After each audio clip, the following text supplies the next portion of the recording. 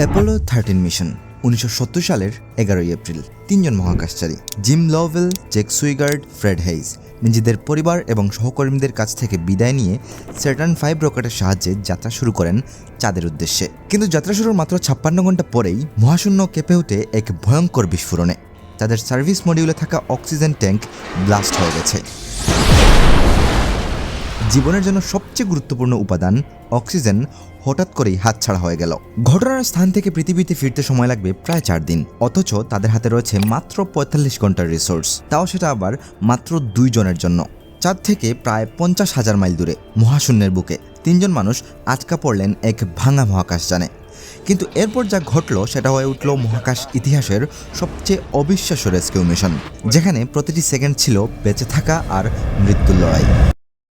1969 সালে অ্যাপোলো 11 এবং 12 মিশনের সাফল্যের পর মহাকাশ ভ্রমণ সাধারণ মানুষের কাছে কিছুটা স্বাভাবিক মনে হতে শুরু করেছিল। অ্যাপোলো 13 এর মূল লক্ষ্য ছিল চাঁদের ফ্রা মাওরা নামক এক দুর্গম পাহাড়ি অঞ্চলে নামা এবং সেখানকার মাটি ও পাথরের নমুনা সংগ্রহ করে চাঁদের ভূতাত্ত্বিক ইতিহাস বিশ্লেষণ করা। তৎকালীন সময়ের সবচেয়ে শক্তিশালী রকেট স্যাটার্ন 5 এর সাহায্যে 3 জন মহাকাশচারী তাদের মহাকাশযান অ্যাপোলো 13 স্পেসক্রাফট নিয়ে চাঁদের দিকে রওনা দেন।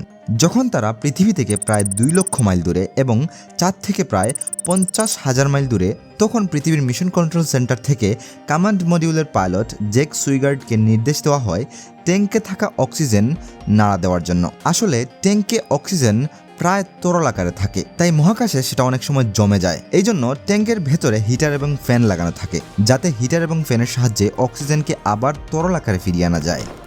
যাই হোক, জ্যাক সুইগার্ড সুইচ চাপলেন এবং সাথে সাথে যা ঘটল সেটা কেউ আশা করেনি। প্রচণ্ড জোরে ধাক্কা, পুরো স্পেসক্রাফট কেঁপে উঠল। সার্ভিস মডিউলে থাকা 2 নম্বর অক্সিজেন ট্যাঙ্ক ব্লাস্ট হয়ে গেছে। অ্যালার্ম বাজতে শুরু করেছে। কমান্ডার জিম লভেল জানালার দিকে তাকিয়ে দেখেন পেছনের দিকে সাদা কিছু মেঘের মতো জিনিস উড়ে যাচ্ছে, কিন্তু তখন তিনি জানতেন না এটি ছিল অক্সিজেন, তাদের প্রাণবায়ু, যা মিলিয়ে যাচ্ছিল মহাশূন্যে। জ্যাক সুইগার্ড রেডিওতে বললেন, হিউস্টন কন্ট্রোল রুমে থাকা সবাই থমকে গেল। বিপদ যদি এখানে শেষ হয়ে যেত তাহলে কোনো সমস্যা ছিল না। হঠাৎ তারা দেখতে পেলেন কমান্ড মডিউলের সব বিদ্যুৎ আস্তে আস্তে বন্ধ হয়ে যাচ্ছে। বুঝতে পারলেন দ্বিতীয় অক্সিজেন ট্যাঙ্কটি বিস্ফোরিত হওয়ার কারণে পাশে থাকা প্রথম অক্সিজেন ট্যাঙ্কটিও লিক হয়ে গেছে। মূলত মাঝখানের এই কমান্ড মডিউল যেখানে মহাকাশচারীরা থাকতেন সেটা সম্পূর্ণভাবে পেছনের সার্ভিস মডিউলের উপর নির্ভরশীল ছিল। সার্ভিস মডিউলে অক্সিজেন এবং হাইড্রোজেনের সাহায্যে বিদ্যুৎ এবং পানি উৎপাদন হতো, যেটা পরে কমান্ড মডিউলে সাপ্লাই হতো আর যেটার উপর নির্ভর করত মহাকাশচারীদের জীবন। কিন্তু এই মুহূর্তে সেটা পুরোপুরি ধ্বংস হয়ে গেছে। কমান্ড মডিউলে কোনো বিদ্যুৎ নেই, অক্সিজেন নেই, পানি নেই, একদম নরকের মতো পরিস্থিতি। চাঁদে ল্যান্ড করা এখন অসম্ভব, মিশন বাতিল। কিন্তু সবচেয়ে বড় প্রশ্ন, তারা কি জীবিত পৃথিবীতে ফিরতে পারবেন? আশার প্রদীপ প্রায় নিভেই যাচ্ছিল, কিন্তু হঠাৎই হিউস্টনের বিজ্ঞানীরা সিদ্ধান্ত নিলেন সামনে থাকা লুনার মডিউলকে লাইফ বোট হিসেবে ব্যবহার করবেন। লুনার মডিউল হচ্ছে একটি ছোট এবং স্বাধীন স্পেসক্রাফট। মূলত চাঁদের কাছাকাছি যাওয়ার পর সার্ভিস মডিউল এবং কমান্ড মডিউল চাঁদের কক্ষপথে ঘুরে এবং এই লুনার মডিউল সরাসরি চাঁদে গিয়ে ল্যান্ড করে। তাই এই মডিউলে আলাদা করে অক্সিজেন ট্যাঙ্ক, বিদ্যুতের জন্য ব্যাটারি এবং পানি আর খাবার দাবার সব কিছু ছিল। কিন্তু সমস্যাটা হচ্ছে তারা মানুষ 3 জন, আর লুনার মডিউল ডিজাইন করা হয়েছে 2 জনের জন্য এবং মাত্র 2 দিনের জন্য। কিন্তু এখন মানুষ 3 জন, আর তাদেরকে বেঁচে থাকতে হবে আগামী 4 দিন পর্যন্ত।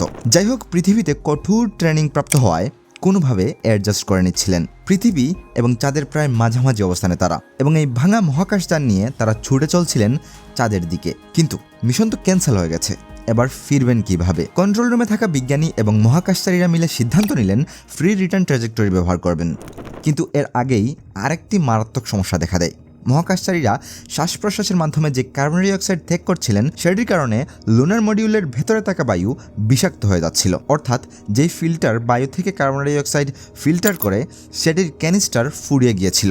ধীরে ধীরে বায়ু বিষাক্ত হয়ে ওঠায় মহাকাশচারীরা শ্বাস প্রশ্বাসে প্রচণ্ড সমস্যা অনুভব করছিলেন। কিন্তু তাদের কাছে কমান্ড মডিউল থেকে নিয়ে আসা অনেকগুলো ক্যানিস্টার থাকা সত্ত্বেও সেগুলো ইউজ করতে পারছিলেন না, কারণ লুনার মডিউলের ক্যানিস্টারগুলো ছিল গোলাকৃতির আর কমান্ড মডিউলের ক্যানিস্টারগুলো ছিল চারকোনা। হিউস্টনের ইঞ্জিনিয়াররা জানতেন এই ফিল্টারগুলো কাজ না করলে মহাকাশচারীরা কয়েক ঘন্টার মধ্যে বিষক্রিয়ায় মারা যাবেন। তাই তারা কিছুক্ষণের মধ্যে লুনার মডিউলের ভেতরে থাকা plastic bag, cardboard, hose pipe এবং ডাক্ট টেপ দিয়ে একটি অদ্ভুত যন্ত্র তৈরি করেন এবং এটিই ছিল সেই বিখ্যাত মেইল বক্স। আর এটির সাহায্যেই মহাকাশচারীরা ফিল্টারগুলোকে ইউজ করতে পারেন এবং অবশেষে কার্বন ডাই অক্সাইডের সমস্যা দূর হয়। কিন্তু এখন সবচেয়ে বড় চ্যালেঞ্জিং বিষয় হচ্ছে ফ্রি রিটার্ন ট্র্যাজেক্টরি ব্যবহার করা, কারণ ইতিমধ্যে তারা তাদের স্পেসক্রাফটের এনার্জি বাঁচানোর জন্য সব ধরনের ইলেকট্রনিক জিনিস বন্ধ করে দিয়েছিলেন, সাথে কম্পিউটারও বন্ধ হয়ে গিয়েছিল। একবার ভাবুন তো, আপনি এমন একটি যানে বসে আছেন যেটি ছুটে চলেছে বুলেটের গতিতে, সেটা আবার মহাশূন্যে। কোনো প্রকার কম্পিউটার এবং ইলেকট্রনিক্স ডিভাইস ছাড়া আপনাকে চাঁদের চারপাশে ঘুরতে হবে। চাঁদের মধ্যাকর্ষণ শক্তি আপনাকে স্লিংশটের মতো প্রচণ্ড গতিতে পৃথিবীর দিকে ছুঁড়ে মারবে, কিন্তু 1 মিলিসেকেন্ডের ভুল আর আপনি হারিয়ে যেতে পারেন মহাশূন্যে। পৃথিবীতে থাকা স্ত্রী সন্তান সবাইকে হারিয়ে এমন একটি জগতে যেখানে কোনো মানুষ নেই, হয়তো আর পৃথিবীতে ফেরা হবে না কখনো। দম বন্ধ হয়ে যাওয়ার মতো পরিস্থিতি। কিন্তু কমান্ডার জিম লভেল সহ এই 3 জন মহাকাশচারী ছিলেন অত্যন্ত অভিজ্ঞ এবং সাহসী। চাঁদকে ঘুরে আসার পর তারা 4 মিনিট 24 সেকেন্ডের জন্য লুনার মডিউলের ইঞ্জিন চালু করেন। এর ফলে তাদের গতি প্রতি সেকেন্ডে প্রায় 860 ফুট বেড়ে যায় এবং ফেরার সময় প্রায় 10 ঘন্টা কমে আসে। রসদ বা অক্সিজেন ফুরিয়ে আসছিল বলে এই সময়টুকু বাঁচানো ছিল জীবন মরণের লড়াই। কমান্ডার জিম লভেল জানালার দিকে তাকিয়ে পৃথিবীর রাত দিনের সীমারেখা লক্ষ্য করে মহাকাশযানের দিক ঠিক করছিলেন। ফ্রেড হেইজ ইঞ্জিনের নিয়ন্ত্রণ রেখেছিলেন। জ্যাক সুইগার্ড ওমেগা গড়ি দেখে নিখুঁত সময় মেপেছিলেন। আর এদিকে হিউস্টনের ইঞ্জিনিয়াররা তাদেরকে সঠিক পরামর্শ এবং তত্ত্ব দিয়ে সাহায্য করে যাচ্ছিলেন। পৃথিবীর সবগুলো দেশ এবং সাধারণ মানুষ কপালে চিন্তার ভাঁজ নিয়ে মহাকাশচারীদের অপেক্ষা করছিলেন। যাই হোক, পৃথিবীর বায়ুমণ্ডলে প্রবেশ করার 4 ঘন্টা 45 মিনিট আগে তারা সার্ভিস মডিউলকে মহাকাশেই বিদায় জানান এবং তখন তারা জানালা দিয়ে সার্ভিস মডিউলের ছবি তুলেন আর দেখতে পান বিস্ফোরণ কতটা ভয়াবহ ছিল। ঠিক একইভাবে বায়ুমণ্ডলে প্রবেশের 1 ঘন্টা 20 মিনিট আগে লুনার মডিউলকে বিদায় জানাতে হয়, কারণ লুনার মডিউল বা যেই ছোট্ট স্পেসক্রাফটটি তাদের প্রাণ বাঁচিয়েছিল সেটি পৃথিবীর বায়ুমণ্ডলে প্রবেশের জন্য উপযুক্ত ছিল না। পৃথিবীর বায়ুমণ্ডলে প্রবেশের জন্য যে প্রচণ্ড তাপ তৈরি হয় প্রায় 3000 ডিগ্রি সেলসিয়াস, তা সহ্য করার সক্ষমতা কেবল কমান্ড মডিউলের ছিল। কিন্তু এর মাঝেই আরও একটি বিষয় ইঞ্জিনিয়ারদের চিন্তায় ফেলে দেয়। আজ প্রায় 4 দিন পর কমান্ড মডিউল চালু হবে কিনা, কমান্ড মডিউলের হিট শিল্ড ঠিক আছে কিনা। যদি ঠিক না থাকে তবে পৃথিবীর বায়ুমণ্ডলে প্রবেশের সাথে সাথেই মহাকাশচারীরা পুড়ে একেবারে ছাই হয়ে যাবেন। কিন্তু দেখা গেল সবকিছু ঠিকঠাক। তবে এবার রেডিও ব্ল্যাকআউট শুরু হলো। কন্ট্রোল রুমের সাথে তাদের যোগাযোগ বিচ্ছিন্ন হয়ে গেল, কারণ বায়ুমণ্ডলের তাপ আর প্রচণ্ড গতির কারণে রেডিও এর মাধ্যমে যোগাযোগ করা সম্ভব হয় না তখন। সাধারণত এই ব্ল্যাকআউট 3 মিনিট পর্যন্ত স্থায়ী হয়, কিন্তু 4 মিনিট পার হয়ে যায়, কোনো সাড়া শব্দ নেই। 5 মিনিটও পার হয়ে গেল। সবাই ধরে নেয় হিট শিল্ড হয়তো কাজ করেনি আর মহাকাশচারীরা বেঁচে নেই। কিন্তু 6 মিনিট পর হঠাৎই জ্যাক সুইগার্টের কণ্ঠ রেডিওতে ভেসে উঠল, হিউস্টন উই রিড ইউ। সারা পৃথিবীতে যেন আনন্দের বন্যা বয়ে গেল। কন্ট্রোল রুমে থাকা ইঞ্জিনিয়ারদের চোখে পানি আর ঠোঁটের কোণে হাসি।